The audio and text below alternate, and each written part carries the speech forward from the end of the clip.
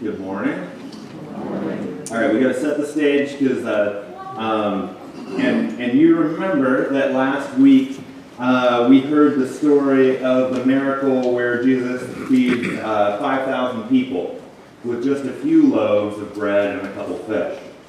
And it's important that we remember this because this is the story that we'll be hearing about the aftermath for this and the next 3 Sundays after this. All right? 5 Sundays in a row dedicated to the miraculous meal where all present get to eat as much as they want. In fact, and I've said this a couple times before, is that this is the only miracle, the feeding of the 5,000, this is the only miracle that shows up in all 4 of the Gospels. Matthew, Mark, Luke, John, it's the only one. And did you know that more than any other, multiplication of food is the most prevalent miracle in the Old Testament as well? And this makes sense, right? My mom was a kindergarten teacher, and it made me think when I saw the snacks up here. My mom was a kindergarten teacher, and she always talked about having snacks for her kids in her classroom, for the kids that were hungry, the kids that didn't get breakfast, the kids that didn't get lunch.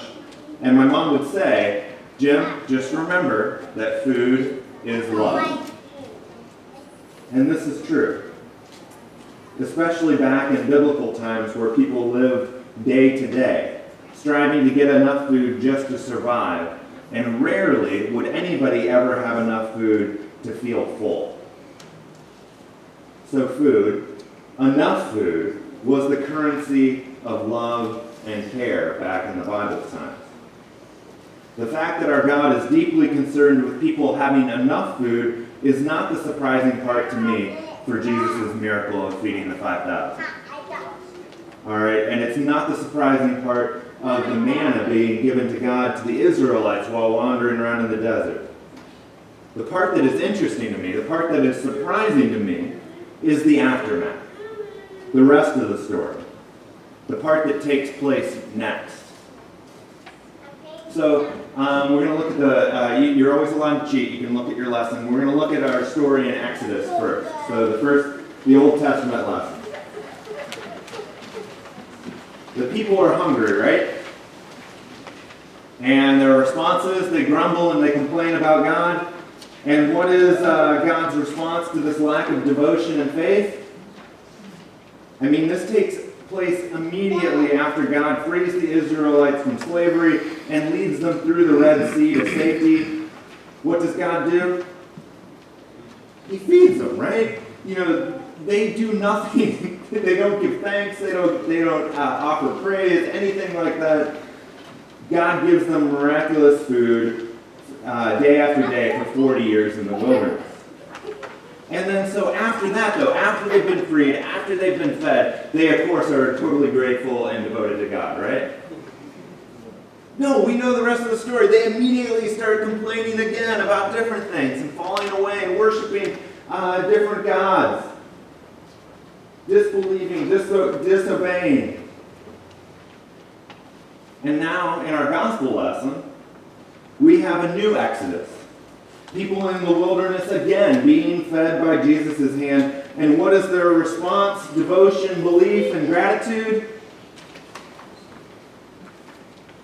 Absolutely not. What do they ask for, actually? There's something that's fascinating. In verse 30, they say, give us a sign. Show us who you are. The same people who had just had as much food as they could eat, from a couple loaves of bread and a couple fish. They demand to see another sign that will prove and demonstrate God's love for them. So they said to him, "What sign are you going to give us so that we may see it and believe you?" They want more. And it is tempting for me to think, what is wrong with these people, right? If I saw half the things that those people did, I would never disbelieve you, God. Right? If I saw the sea parted, manna from heaven, food multiplied, Jesus walking on water, Lazarus raised from the dead, I would never grumble and demand more and more and more from my God. Until I look at my own life. How many of us here have ever prayed this desperate prayer before? Please, God, help me with this problem or situation, and I will never ask for anything ever again. Anybody out there? And then when I make it through that situation, I rarely stop to ever give thanks to God before asking for help with another problem. I am just like the Israelites in the desert. I am just like the thousands miraculously fed by Christ in the wilderness. The good news this morning for you and for me is that we are not dependent on our response to God's miracles and great deeds. Our God is not a transactional God. We don't get what we deserve. That's what grace is. And that's what we get again and again and again. When we fail, when we fall away, when we hurt ourselves, when we hurt those we love, God continues to pursue us with forgiveness, with redemption, with reconciliation. There is nothing that we can do, we can say, or anywhere we can go to put us beyond God's love. And this is shown to us most clearly by Jesus' willingness to suffer and die for us on the cross, despite the fact that no one continued to believe and follow him. On Easter morning, does anybody show up at the tomb and be like, yeah, Jesus, you're alive, just like you said you would be? I knew it. I trusted you. I stayed with you. No, they've all fallen away. And those are the same people that Jesus wants to see first of all on Easter morning. And in our creed, what do we say when we say Jesus died? What do we follow that with? He descended to the dead or to hell, depending on which version you learned. What was Jesus doing there? Jesus is in hell for 3 days. I like to believe that he was telling the devil and all the forces that rebel against God that no one is beyond God's love. That we all belong to God, and there is nothing that God won't do to get us back. To convince us that we are lovable and so very worth it. And this is where I want to end today. We live in a world where we are told constantly that we are not enough. We are not smart enough. We are not pretty enough. We are not good enough. We are unlovable. And this is simply not true. And Jesus will go to and through any hell that you are going through, divorce, mental illness, addiction, abuse, and so many more, to tell you that you are a beloved child of God. This can be difficult to believe.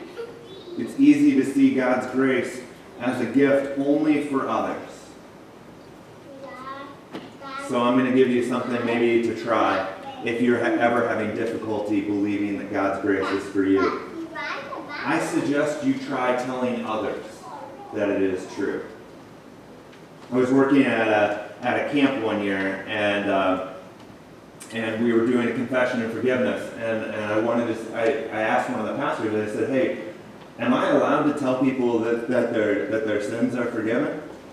You know, after they, we confess we're in bondage to sin, cannot free ourselves, we have sinned against you in thought, word, and deed.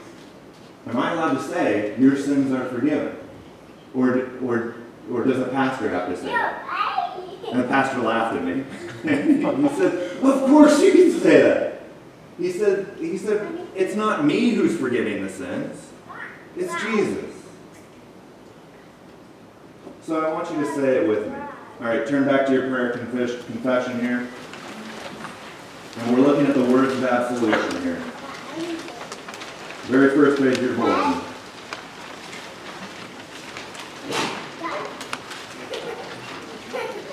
All right, start with me here. Since we are justified by faith, we have peace with God through our Lord Jesus Christ. God's love has been poured into our hearts through the Holy Spirit given to us. In the mercy of Almighty God, Christ died for us while we were still sinners, and for his sake forgives you all of your sins. Declare God's forgiveness and love for others, and maybe, just maybe, we'll start believing that it's true for us as well. Thanks be to God, and amen.